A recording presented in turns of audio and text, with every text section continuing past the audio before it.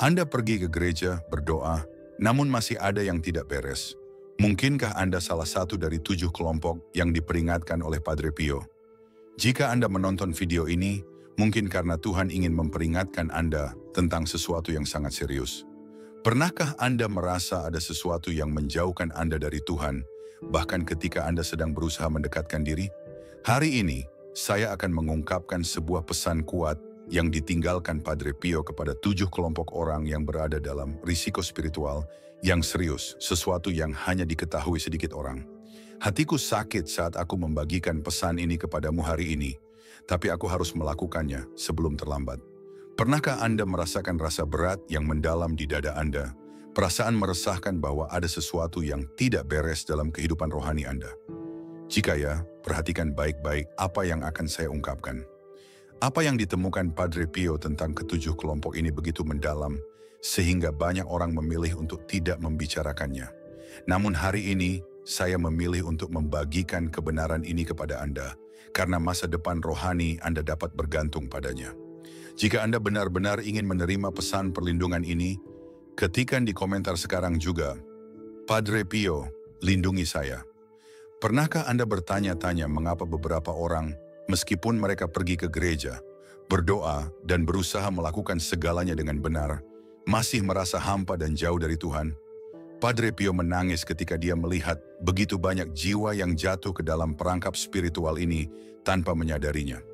Apa yang akan saya ungkapkan dalam beberapa menit ke depan bukan sekadar pesan lain. Ini adalah peringatan mendesak yang Padre Pio dengan segenap cinta dan kebijaksanaannya tinggalkan untuk melindungi kita. Sebuah peringatan yang tidak hanya dapat mengubah hidup Anda, tetapi juga menyelamatkan orang-orang yang paling Anda cintai. Perhatikan baik-baik. Jika Anda termasuk salah satu dari 7 kelompok yang akan saya ungkapkan ini, jangan putus asa. Padre Pio tidak hanya memberi kita peringatan, dia juga menunjukkan kepada kita jalan menuju kebebasan. Seperti yang selalu dia katakan, di mana ada ketakutan, letakkan cinta. Pesan ini sangat kuat sehingga saya mendorong Anda, jika Anda mengenal seseorang yang sedang mengalami pergumulan rohani, bagikan video ini sekarang juga. Itu mungkin jawaban yang selama ini mereka cari. Apa yang ditemukan Padre Pio tentang ketujuh kelompok ini begitu mendalam, sehingga banyak orang yang mendengarnya mengalami transformasi total dalam hidup mereka. Dan sekarang saya akan mengungkapkan masing-masing dari mereka. Sebelum kita mendalaminya, ketik Padre Pio, bimbing saya di kolom komentar, dan tekan berlangganan untuk bergabung dalam perjalanan spiritual kita. Golongan pertama, orang-orang kafir. Kelompok pertama terdiri dari orang-orang kafir. Mereka bukan hanya orang-orang yang terang-terangan menyangkal keberadaan Tuhan.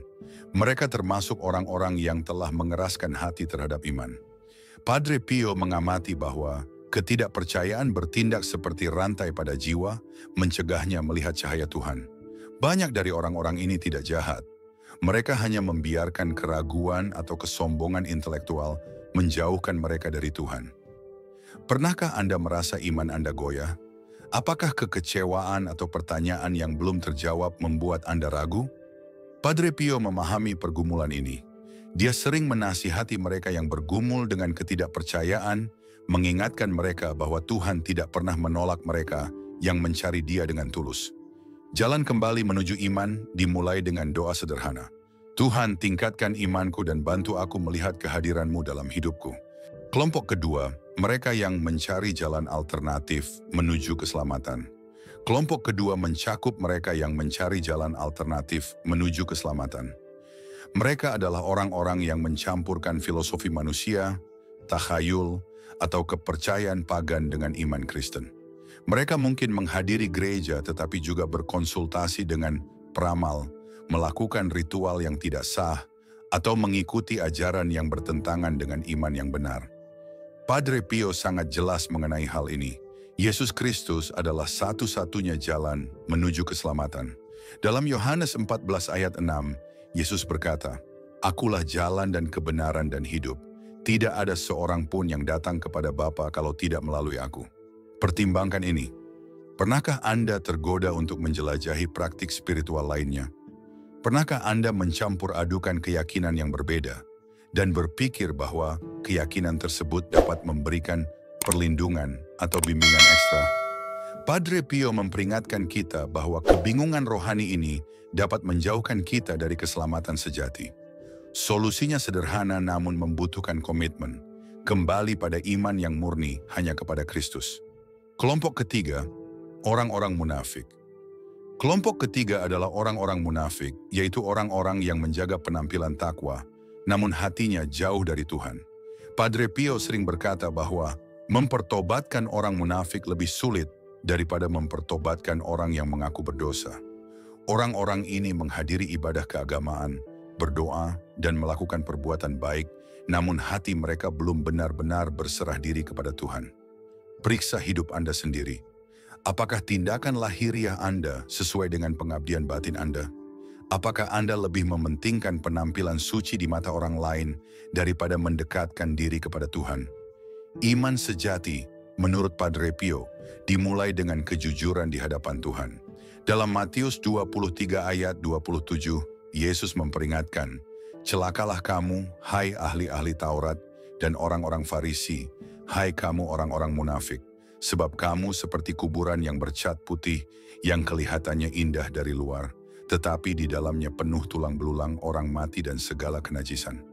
Sebelum kita melanjutkan dengan wahyu penting dari Padre Pio tentang keselamatan ini, saya ingin mengajak Anda untuk menjadi bagian dari keluarga rohani ini. Jika pesan perlindungan dan kebijaksanaan ini menyentuh hati Anda dapat mendukung ruang ini dengan menjadi anggota saluran.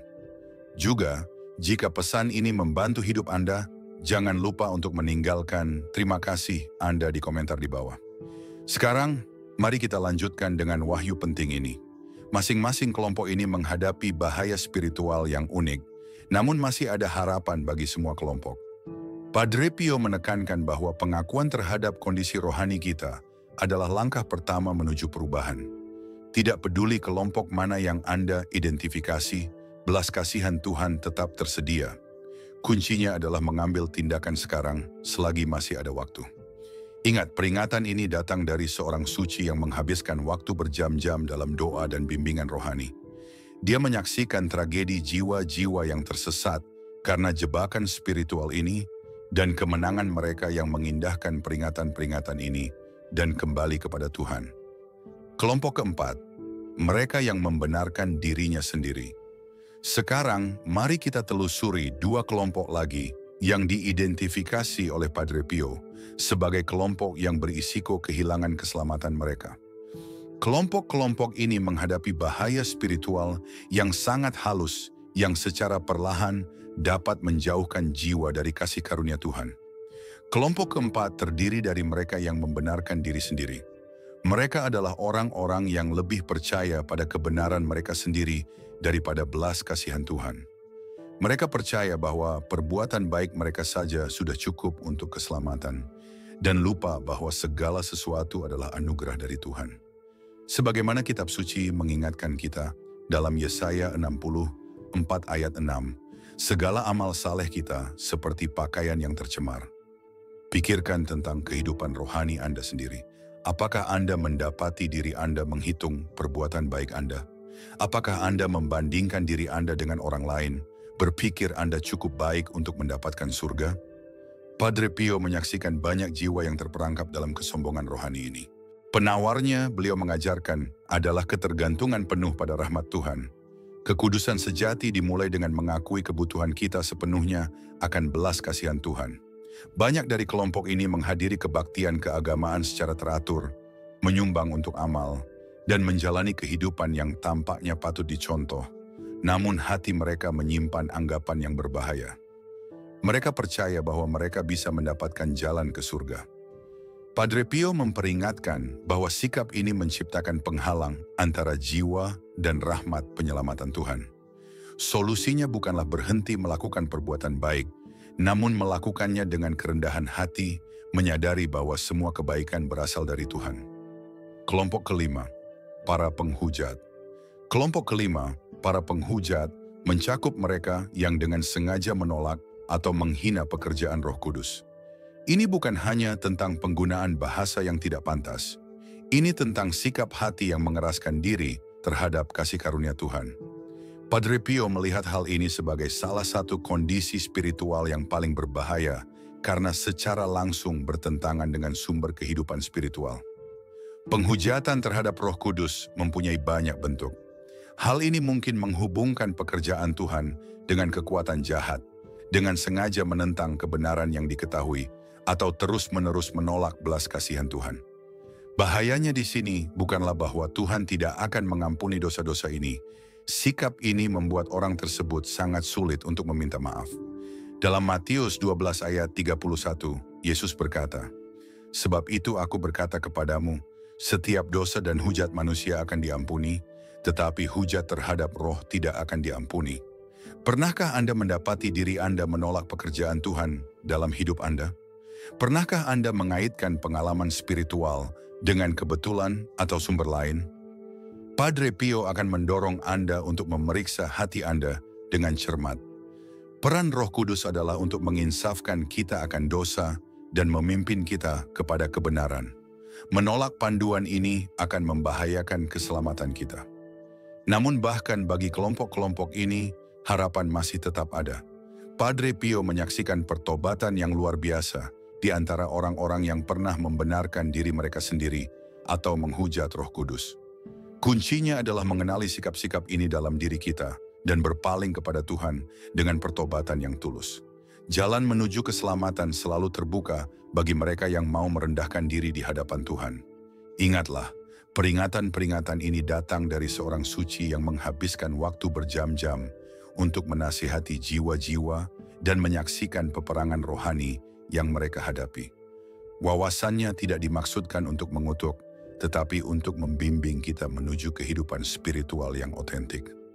Setiap peringatan disertai dengan janji kesembuhan dan pemulihan bagi mereka yang mengindahkannya. Kelompok ke-6, orang-orang murtad 2, kelompok terakhir yang diidentifikasi oleh Padre Pio, mungkin menghadapi bahaya spiritual yang paling serius. Inilah orang-orang murtad dan mereka yang mati tanpa Kristus. Mari kita pahami mengapa kondisi ini sangat memprihatinkan dan bagaimana kita dapat menghindarinya.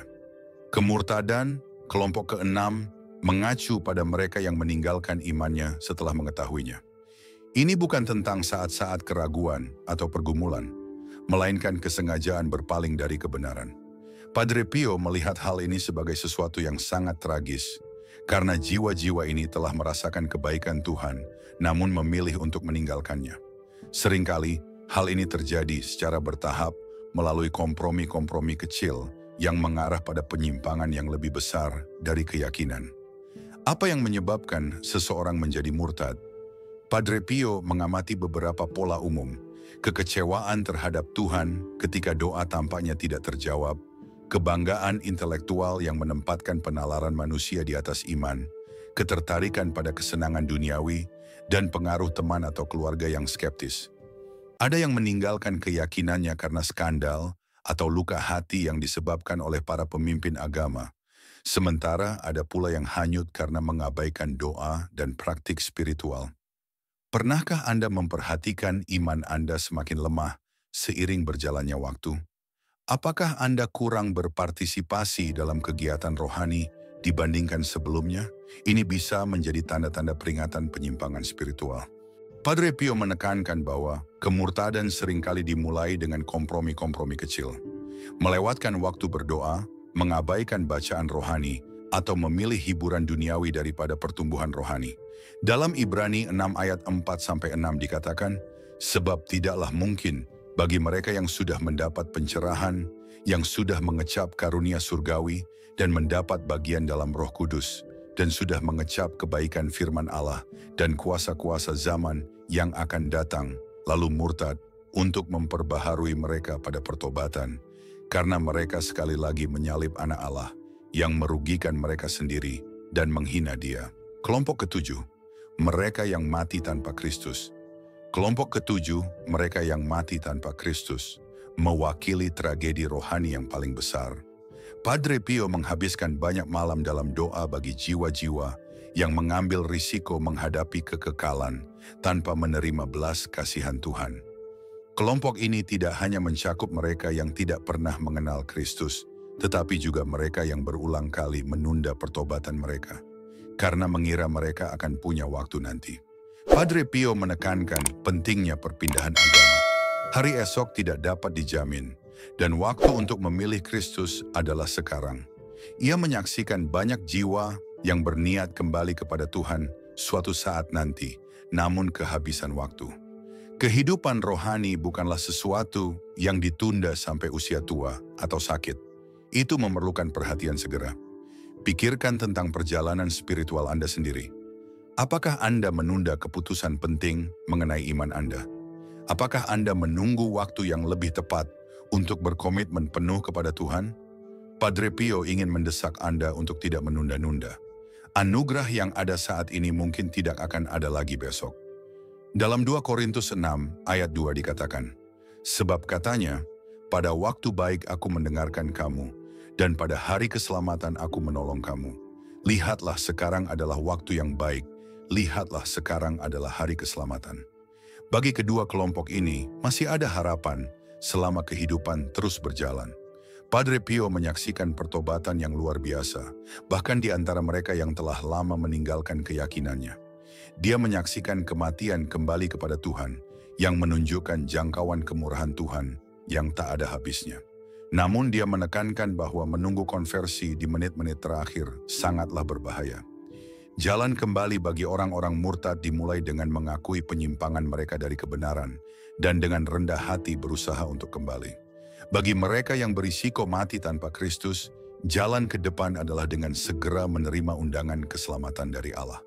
Dalam kedua kasus tersebut, Padre Pio menekankan bahwa belas kasihan Tuhan menanti mereka yang berpaling kepadanya dengan hati yang tulus. Ingat, peringatan ini datang dari seorang wali yang sangat memahami sifat manusia dan kemurahan Tuhan. Pesan yang disampaikannya bukan berisi kutukan, namun berisi kasih yang mendesak, memanggil jiwa-jiwa kembali ke pelukan Tuhan yang aman sebelum terlambat. Saat kita menutup perjalanan mendalam ini menelusuri peringatan Padre Pio tentang 7 kelompok yang berada dalam risiko spiritual, mari kita berhenti sejenak untuk merenungkan makna dan harapan yang terkandung dalam pesannya.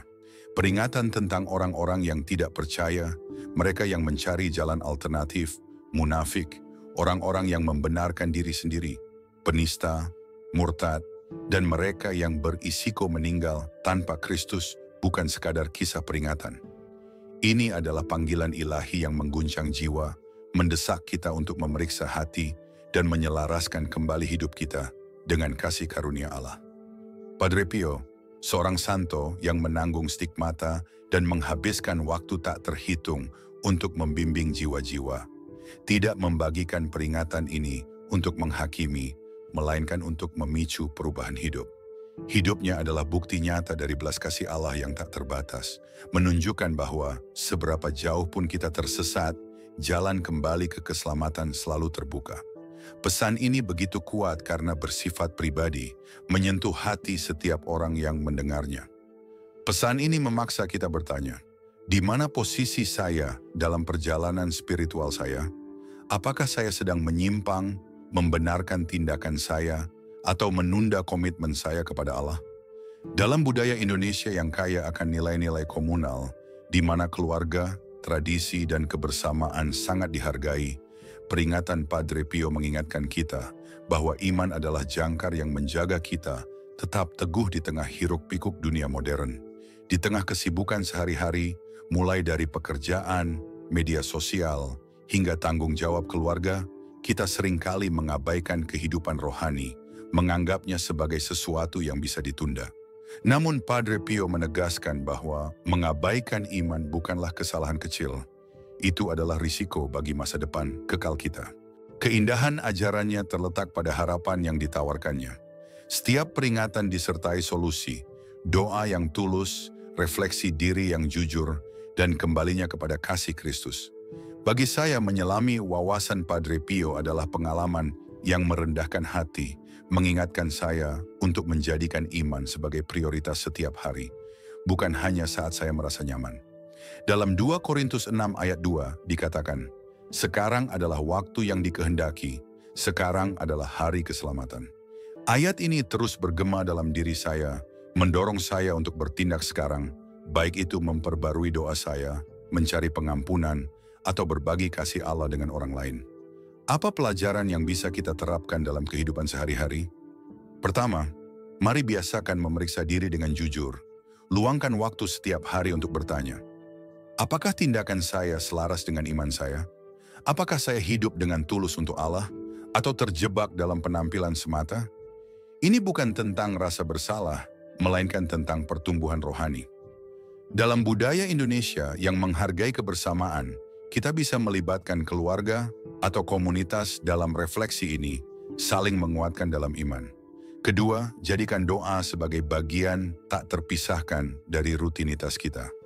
Baik itu doa singkat di pagi hari atau saat tenang sebelum tidur, berbicara dengan Allah menjaga kita tetap terhubung dengannya. Bagi masyarakat Indonesia yang sering sibuk dengan pekerjaan atau urusan keluarga, tindakan kecil ini bisa menjadi sumber kedamaian di tengah kesibukan. Ketiga, waspadai penyimpangan rohani. Kelompok murtad dan mereka yang meninggal tanpa Kristus mengajarkan kita bahwa kompromi kecil, seperti melewatkan ibadah, mengabaikan kitab suci, atau memprioritaskan kesenangan duniawi, bisa berakibat besar. Tetapkan batasan, seperti mengurangi waktu di media sosial atau bergabung dengan komunitas iman untuk tetap berpijak. Keempat, rangkul kerendahan hati. Orang-orang yang membenarkan diri sendiri dan munafik menunjukkan bahwa kesombongan, bahkan dalam perbuatan baik, dapat menghalangi kasih karunia Allah. Saat kita memberi, melayani, atau berdoa, lakukanlah dengan hati yang berkata, "Ini untukmu, ya Allah, bukan untuk pujian manusia." Terakhir, jangan tunda. Urgensi pesan Padre Pio sangat jelas, bertindaklah sekarang. Jika Anda telah menunda rekonsiliasi, komitmen yang lebih dalam, atau berbagi iman, inilah saatnya. Hubungi teman yang sedang berjuang, ajak mereka ke gereja, atau bagikan video ini. Tindakan ini menciptakan efek berantai, menyentuh kehidupan dengan cara yang mungkin tidak pernah kita lihat. Bagi saya, pelajaran terbesar adalah kepercayaan pada belas kasih Allah. Dalam masyarakat Indonesia yang menghargai harmoni dan saling mendukung, jaminan Padre Pio bahwa Allah tidak pernah menolak hati yang tulus adalah sumber kekuatan. Tidak apa-apa jika kita tersandung, yang terpenting adalah bangkit kembali. Saya mulai mencatat doa-doa saya untuk tetap fokus, dan ini membuat saya merasa lebih dekat dengan Allah. Saya mengajak Anda untuk memilih satu langkah kecil, mungkin membaca ayat Alkitab setiap hari atau membantu di gereja, dan berkomitmen untuk melakukannya selama seminggu. Lihat bagaimana itu mengubah perspektif Anda. Pesan ini bukan hanya untuk kita, tetapi untuk keluarga, komunitas, dan dunia yang sangat membutuhkan harapan. Dengan menghidupi pelajaran ini, kita menjadi teladan kasih Allah, menunjukkan bahwa tidak ada yang berada di luar jangkauan penebusan. Jika video ini menyentuh hati Anda, saya mengundang Anda untuk bertindak sekarang. Berikan like untuk menyebarkan pesan harapan ini, bagikan kepada seseorang yang perlu mendengarnya, dan berlangganan untuk bergabung dengan komunitas iman kami. Tulis komentar di bawah, mungkin amin, atau catatan singkat tentang bagaimana peringatan Padre Pio beresonansi dengan Anda. Keterlibatan Anda membantu kami menjangkau lebih banyak jiwa dengan kebenaran yang mengubah hidup ini. Jangan lewatkan video kami berikutnya untuk wawasan rohani yang bisa mengubah hidup Anda. Mari lanjutkan perjalanan ini bersama, mempercayai belas kasih Allah dan bimbingan Padre Pio untuk membawa kita lebih dekat kepadanya.